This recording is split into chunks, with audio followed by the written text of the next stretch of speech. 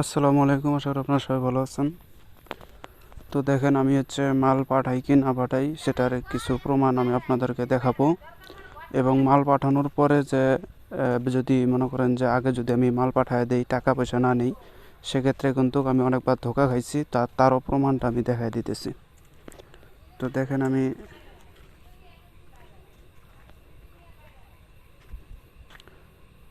প্রথমে ইনারটা দেখাইতেছি যে ইনি কিন্তু আমার কাছে একটা চান্ডালা হার নিচ্ছে। আসসালামু আলাইকুম মনির ভাই, ভালো আছেন নি আপনি?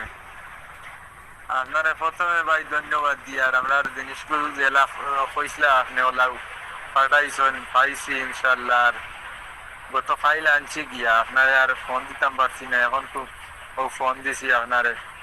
তো কত হয়েছে গিয়া বাইরে ওখান হইয়ার আর পরিচালনা করবার নিয়ম কানুনটা কিলা অবুতা আমারে তুলা ফোন যেন তো আমরা সুবিধা হইব, ওই জন্য কথা ওখান তো আমার।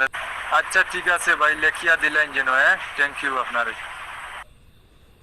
দেখছেন, ইনি কিন্তু মাল হাতে পাইছে। এই যে ইনি ইনি কিন্তু আমার কাছ থেকে অনেক অনেক মাল নিছে। ইনি সব মালই পাইছে, এনার সাথে আমার অনেক সম্পর্ক ভালো আছে।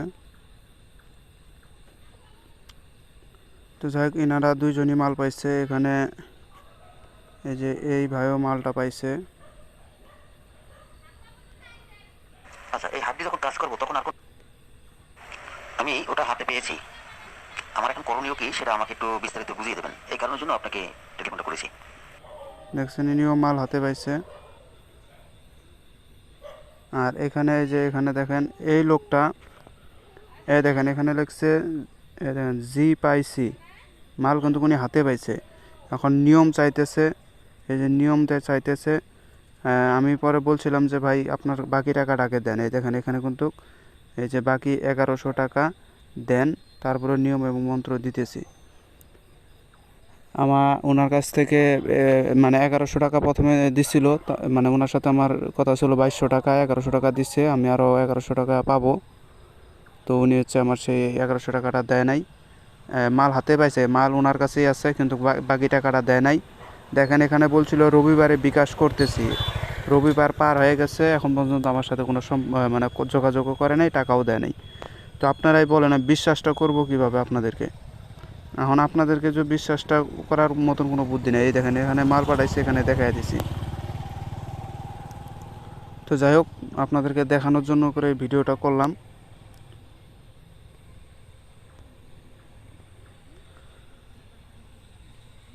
মানে এখানে বিশ্বাস করার মতন কোনো প্রসেস নাই।